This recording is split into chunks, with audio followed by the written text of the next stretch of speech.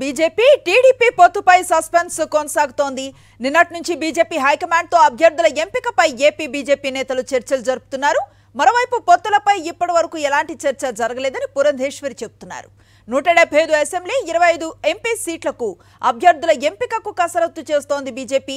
5 MP సీట్లు 11 assembly సీట్లు ఇచ్చేందుకు రెడీ అంటూ టీడీపీ లీకులు ఇస్తోంది. ఇందుకు సంబంధించిన తాజా సమాచారాన్ని మా కరెస్పాండెంట్ వెంకటేష్ అందిస్తారు. వెంకటేష్,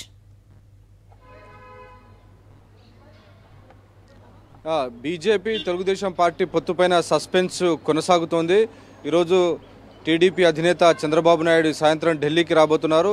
రాత్రి 9 గంటల సమయంలో బీజేపీ నాయకులను కలిసేటువంటి అవకాశం కనబడుతుంది. ఇప్పటికే పలు దఫాలుగా బీజేపీ పెద్దలతో ఆయన సమావేశమైనప్పటికీ పొత్తుకు సంబంధించినటువంటి అంశంపైన ఎలాంటి క్లారిటీ బీజేపీ ఇవ్వలేదు.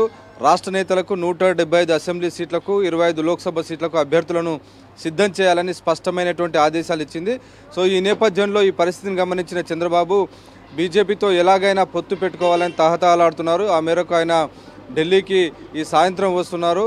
ఇప్పటికే ఒరిస్సాలో బీజేడీ అధికారంలో ఉన్నటువంటి బీజేడీ పార్టీ నుంచి 14 లోక్సభ సీట్లను బీజేపీ తీసుకుంది. సో 2/3 సీట్లను బీజేపీ తీసుకున్నటువంటి పరిస్థితి మనం చూస్తున్నాం. సో ఇక్కడ ఆంధ్రప్రదేశ్లో కూడా పొత్తు కోసం చంద్రబాబు నాయుడు ఆయన పదే పదే వెంపర్లాడుతున్నటువంటి నేపథ్యంలో గరిష్టంగా ఆయన నుంచి లోక్సభ సీట్లు పొందే దిశగా బీజేపీ ప్రయత్నాలు చేస్తుంది. ఒకవేళ ఈ పొత్తు చర్చలు విఫలమైనప్పటికీ తాము ఒంటరిగా ముందుకు వెళ్ళాలి అనేటువంటి దిశగా కూడా బీజేపీ పెద్దలు ఆలోచిస్తున్నట్టు తెలిసింది. ఆ నేపథ్యంలోనే ఈరోజు బీజేపీ తమ నాయకులకు ఇటు పురంధేశ్వరి కానీ సోమవీరాజు వీరందరికీ కూడా ఆదేశాలు ఇచ్చింది. 175 సీట్లకు అసెంబ్లీకి అభ్యర్థులను 25 లోక్సభ సీట్లకు సంబంధించినటువంటి అభ్యర్థులను ఖరారు చేయమని చెప్పింది.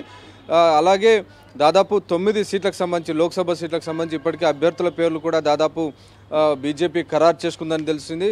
వైజాగ్ నుంచి జీవీఎల్ నరసింహారావు రేస్లో ఉన్నారు. అలాగే రాజమండ్రి నుంచి పురంధేశ్వరి, సోమవీరాజు టికెట్ కోరుతున్నటువంటి పరిస్థితి. ఏలూరు నుంచి సీఎం రమేష్, హిందూపురం నుంచి సత్యకుమార్, విష్ణువర్ధన్ రెడ్డి, పరిపూర్ణానంద టికెట్ అడుగుతున్నారు. రాజంపేట నుంచి మాజీ ముఖ్యమంత్రి కిరణ్ కుమార్ రెడ్డి బరిలోకి దిగేటువంటి అవకాశం కనబడుతోంది. అలాగే నర్సాపురం ఇంకా అభ్యర్థి ఖరారు కాలేదు. సో అలాగే విజయవాడ నుంచి సుజనా చౌదరి, ఇలా కీలకమైనటువంటి నాయకులందరూ కూడా సీట్లు దాదాపు లిస్టులో ఉన్నట్టు తెలిసింది. సో వీటన్నిటిని కూడా ఖచ్చితంగా ఈ చర్చలకు సంబంధించినటువంటి కొంత పట్టువిడుపు ధోరణి వస్తే కనీసం 9 నుంచి 10 లోక్సభ సీట్లు కావాలని బీజేపీ అడుగుతుంది. సో ఆ దిశగా ఈరోజు జరిగేటువంటి చర్చల్లో బీజేపీ డెఫినెట్గా తెలుగుదేశం పార్టీ పైన ఒత్తిడి తీసుకొచ్చేటువంటి అవకాశం ఉంది.